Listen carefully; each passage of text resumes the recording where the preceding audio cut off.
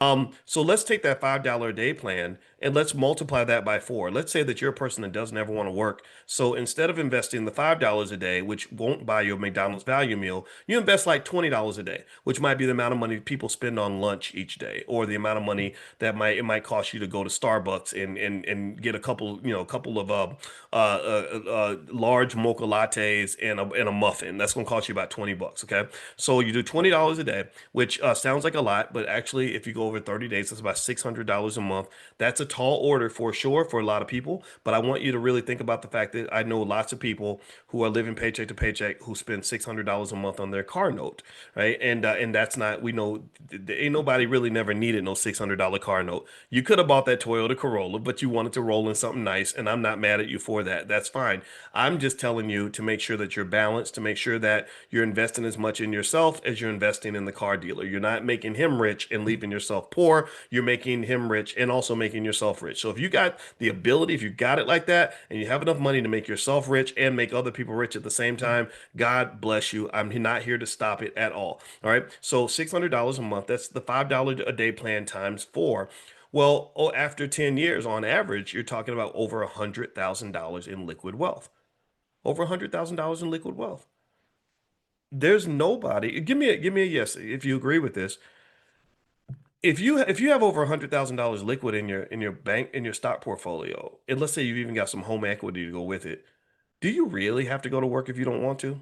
Like if you absolutely positively had to stop working, would you at least kind of feel like I'm gonna be okay? Like I'm not saying that you're set for life. I'm not saying that you never have to figure out ways to make more money, but would you at least feel like you have some breathing room, right? Like would you like really I'd be like, okay, well, you know what? I needed that job, I needed the income, but we got 120K in the bank, so we gonna chill for a minute. We're gonna go on vacation and think about what our next move is gonna be, right? So then at that point, you're kind of in this really beautiful floating space where you can breathe easy. There's no night sweats over money. There's no sort of constant stress and pressure and anxiety that really affects your mental health because the money's tight, right? It's hard to go through life when money's always tight. It sucks when money's blocking you from everything that you love, everything that you want to do. You're like, man, I would love to go on a cruise, but damn, the money. I'd love to take a vacation because I need a mental health break, but the money, right? I'd love to go see my mama before she dies, but I can't because of the money. I got to go back to work.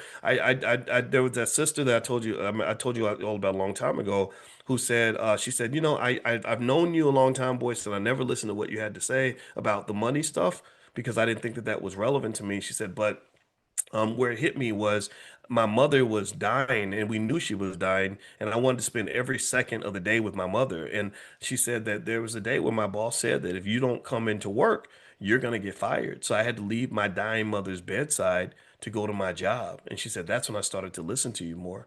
And I said, man, and I said, I'm so sorry you had to go through that. I said, and if you, what you said is really the crux of why I do what I do every day, because I want you to understand, I don't talk about money because I worship money or I love money. I talk about money because there are so many things that are more important than money.